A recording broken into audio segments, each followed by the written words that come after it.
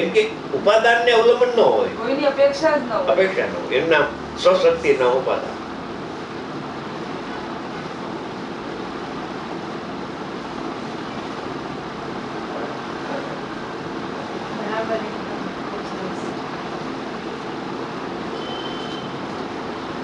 એટલે જ્ઞેય કરતા છૂટતા નથી. કેમ કે જ્ઞેયથી જ્ઞાન થતું નથી અને જ્ઞાન થવામાં જ્ઞેયનું નિમિત્ત ન હોય. નિમિત્તથી તો સમજાયું અમે. જ્ઞાકાર થવાથી તે ભાવને જ્ઞાયક છે તો પણ જ્ઞેય કરતા છૂટતા નથી. હવે એ જ્ઞેય કરતા છૂટતા કેમ નથી?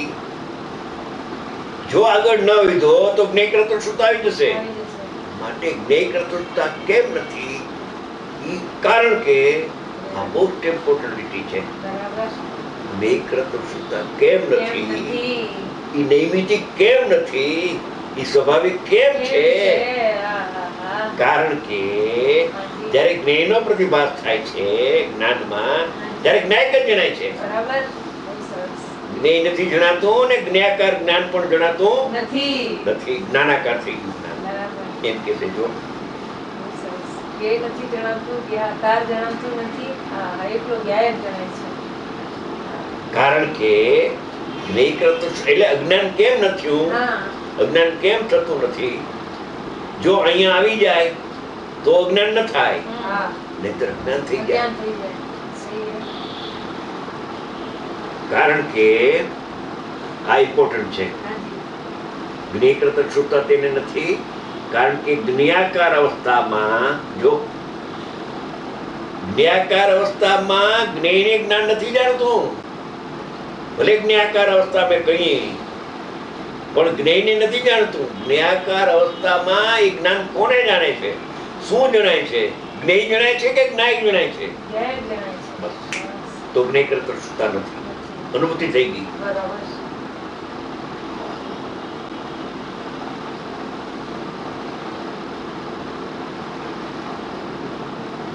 પદાર્થ સામે હોય ટુવાલ, ટુવાલ ઉભો હોય, લટકતો હોય કે આ ટુવાલ જણાય છે. જો ટુવાલ જણાય છે તો જ્ઞેય કરતા છૂટતા આવી ગઈ.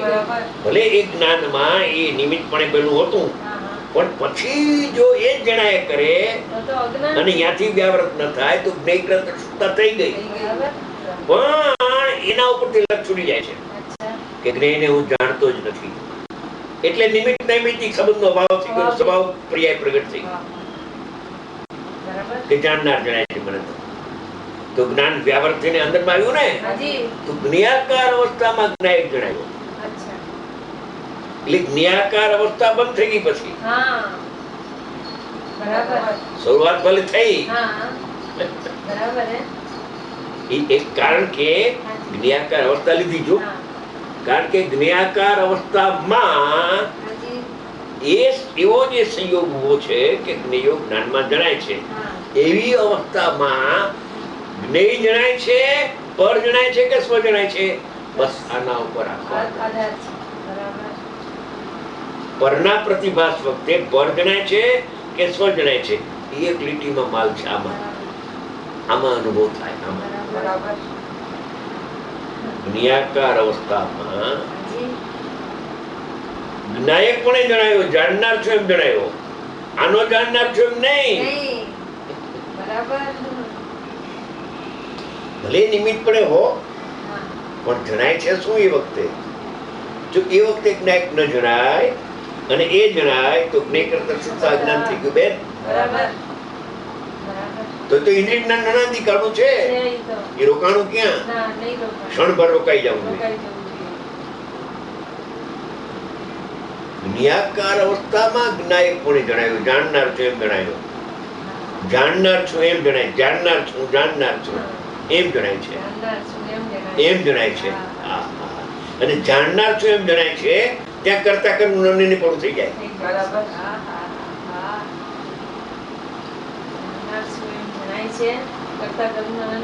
થઈ જાય ને.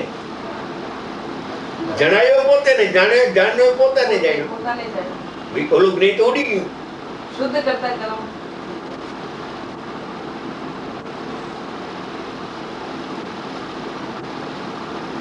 જ્ઞેયના લક્ષથી સમજાવે છે પછી વ્યાવૃત થઈ જાય છે. બીજો ઉપાય નથી.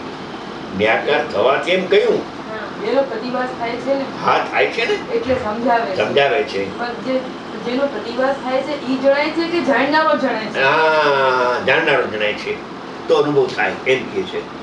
કારણ કે જ્ઞાકાર અવસ્થામાં જ્ઞાયક પણ જણાયો, જ્ઞેય જણાણું, પર જણાણું કે સ્વ જણાણું કે સ્વ જણાયો તે બહુ સરસ. એ જ્ઞાકાર અવસ્થામાં જો જ્ઞાયક જણાય તો સ્વરૂપ પ્રકાશની અવસ્થામાં તો જણાય જ. એમાં તો જ્ઞેય નિમિત્ત પણ નથી.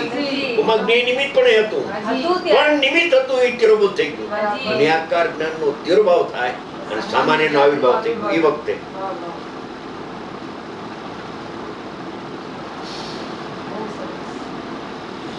નાદી મીઠા દ્રષ્ટિને પેલો આવિર્ભાવ હતો એ પેલો તિરોભાવ થાય.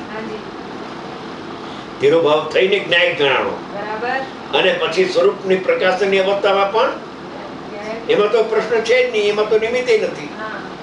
નિમિત્ત વખતે ઉપાદાન જણાવો. નિમિત્ત વખતે ઉપાદાન ઉપાદાન તો ઉપાદાનના લક્ષ્ય તો ઉપાદાન જણાય ને. બરાબર, બહુ સરસ.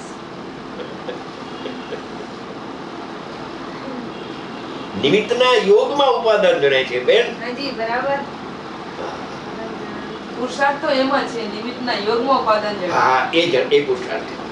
ત્યાંથી શરૂઆત હોય ને પુરુષાર્થની. જાણનારો જણાય છે પણ જણાતો જ નથી. એ બસ નીચે જ આવી ગયો. બહુ સરસ.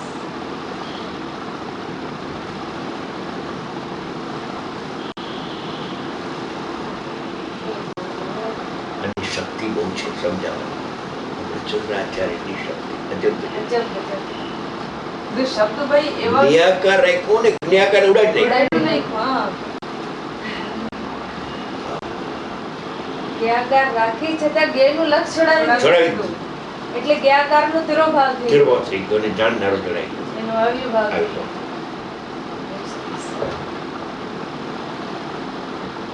જ્ઞાકાર અવસ્થામાં નાયક કોણે જણાયો તે સ્વરૂપ પ્રકાશની અવસ્થામાં પણ નાયક જ છે એમ લેવું છે. છે ને સ્વરૂપ પ્રકાશનની સ્વરૂપને જાણવાની અવસ્થામાં પણ કેમ લીધું કે હા સવિકલ્પમાં જાણનાર જણાય છે, નિર્વિકલ્પમાં જાણનાર જણાય છે. બધી અવસ્થાઓ હર હાલતમાં જાણનારો જણાય છે. પણ જ્ઞાયક જ છે. હવે એક દ્રષ્ટાંત આપે છે દીવાની જેમ. કર્તા કર્મનો અનન્ય પણ હોવાથી હવે કર્તા કર્મનો અનન્ય એનો પોતે અર્થ કરે છે. પોતે જાણનારો માટે પોતે કર્તાની વ્યાખ્યા. જાણનારો માટે કર્તા અને પોતાને જાણ્યો. જો ઓરને જાણ્યું અને પર્યાયના ભેદને પણ જાણ્યો. બે કાઢ નાખ્યો. સદભૂત વ્યવહારને ઉડાડ્યો ને નીચે આવી ગયો. અજ્ઞાનનો નિશ્ચય છે. અજ્ઞાન પ્રધાન નિશ્ચય છે.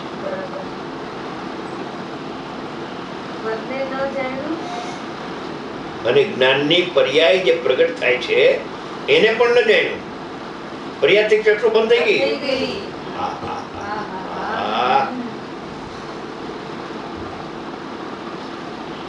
અદભુત છે.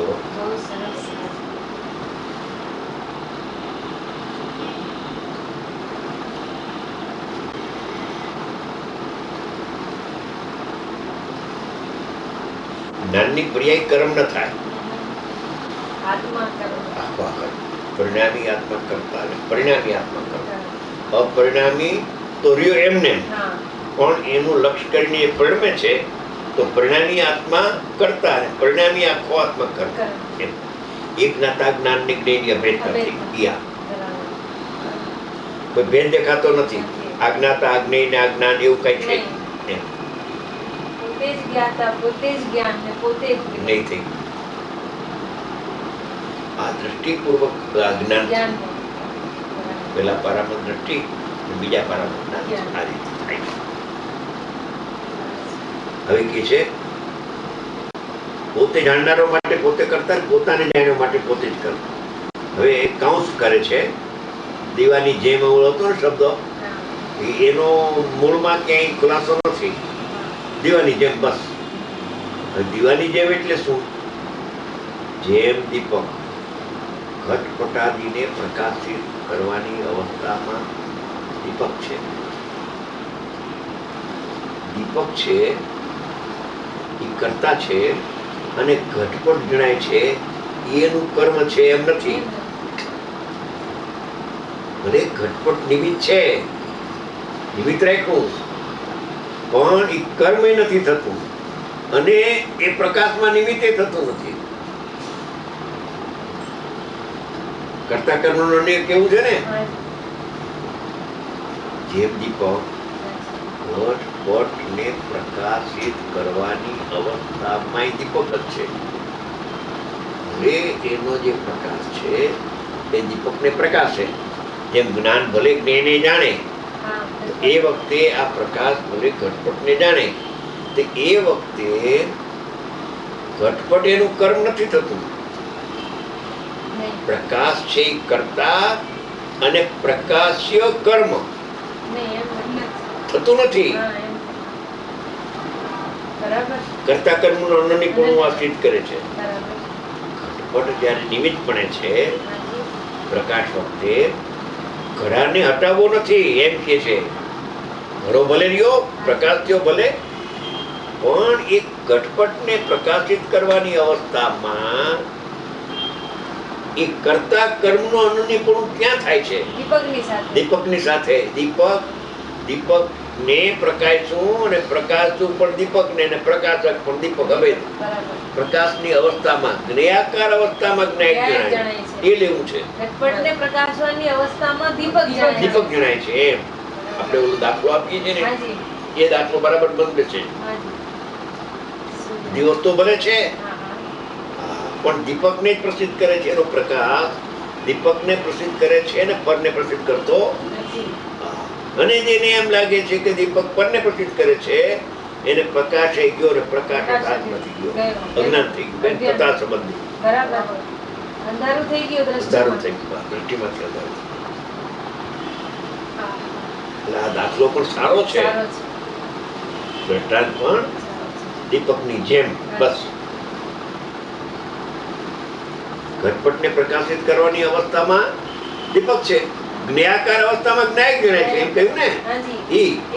અને પોતાને ઓલું સ્વરૂપ પ્રકાશની અવસ્થા લીધી. હવે દીપકમાં એ સ્વરૂપ પ્રકાશની અવસ્થા, બોલો. પોતાને પોતાની જ્યોતિરૂપ શિખાને પ્રકાશવાની અવસ્થામાં પણ દીપક જ છે. અન્ય કાંઈ એમ જ્ઞાયક જાણ. પરનો પ્રતિભાસ થાય છે ત્યારે જાણનાર જણાય છે, અને પરનો પ્રતિભાસ મટી જાય છે નિર્વિકલ્પ ધ્યાનમાં. પ્રતિભાસ પર છૂટી જાય છે નિર્વિકલ્પ ધ્યાનમાં, ત્યારે પણ નાયક જ જણાય છે. સવિકલ્પ દશામાં ભેદમાં આવે ત્યારે પરનો પ્રતિભાસ દેખાય છે. દેવ છે, ગુરુ છે, શાસ્ત્ર છે, એ વખતે પણ જાણનાર જણાય છે, પર જણાતું નથી. કેમ કે જ્ઞાનને પરનું અવલંબન હોય જ નહીં. અવલંબન એક આત્માનું છે, જેનું અવલંબન છે જણાય છે હર હાલતમાં. હવે આ પારો પૂરો થયો, એમાં કઈ કાઢવું હોય, હજી વિચારવું હોય, ચર્ચા કરવી હોય તો કરો. કેમ કે આ વિષય બહુ જણાઈ ગયો છે, એટલે અત્યારે ટૂંકાણમાં આવ્યું, પણ મુદ્દાની બહાર બધી લઈ લીધી. પેલા નિમિત્ત નૈમિત્તિક પાડી વાત, અને પછી ક્ષણિક ઉપાદાનમાં લઈ ગયા યોગ્યતા. નિમિત્ત નૈમિત્તિક સમજ છૂટી જાય. निमित्त नैमित्तिक कहने से उसके साथ संबंध लगता है. निमित्त नैमित्तिक નથી, ક્ષણિક ઉપાદાન છે તો નિમિત્તનો લક્ષ છૂટી જાય છે. અને ક્ષણિક ઉપાદાનમાં આવતા એ જ્ઞાયકમાં આવી જાય છે. જ્ઞાયકમાં જ આવી જાય છે. ક્ષણિક ઉપાદાનમાં કયું એટલે હું એનો કરતા નથી, અકર્તામાં આવી જાય છે. પહેલા તો નૈમિત્તિક ને ક્ષણિક ઉપાદાન તરીકે જો પહેલી વાત શરૂઆત આ છે. સંસાર નિમિત્ત નૈમિતિકનો ઉભો થયો છે. નિમિત્ત નૈમિતિકને સાચું માન્યું છે. સાચું ભાઈને ખોટું છે. આવું એટલે દ્રષ્ટિ સંયોગથી જુએ છે. હા, સંયોગથી જુએ આ પંખો ફરે છે, ઇલેક્ટ્રિક ફેરવતું નથી. ઇલેક્ટ્રિકમાં નિમિત્ત છે, નિમિત્ત વિના ન થાય. ગયો દુનિયામાંથી.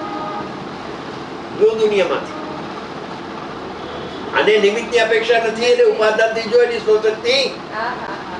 ત્યારે ઈ દેખાય. એની ક્રિયાવતી શક્તિથી જોતો ખરો તું પરમાણુને, તો કોઈ નિમિત્તની અપેક્ષા એને આવતી હા. નથી. આ દ્રષ્ટિ કોઈ અલૌકિક છે. ઉપાદાનની દ્રષ્ટિમાં નિમિત્ત દેખાતું જ નથી. કોઈ નિમિત્ત ક્યાં રહ્યું નથી? દેખાય જ નહીં. નિમિત્ત દેખાય તો ઉપાદાન નહીં ના દેખાય, દેખાય. બરાબર. અને ઉપાદાન દેખાય એને નિમિત્ત ના દેખાય. બહુ સરસ. નિમિત્તનો લક્ષ છૂટી જાય. બરાબર. ઉપાદાનથી જોનારને નિમિત્તનો લક્ષ છૂટી જાય. બરાબર. નિમિત્તના લક્ષવાળાને ઉપાદાન દેખાય જ નહીં. હવે એમ થાય છે એમ દેખાય નહીં. આનાથી થયું, આનાથી થયું એમ દેખાય. આનાથી થયું, આનાથી થયું, આનાથી એમ જ ગોટાવ્યા કરે.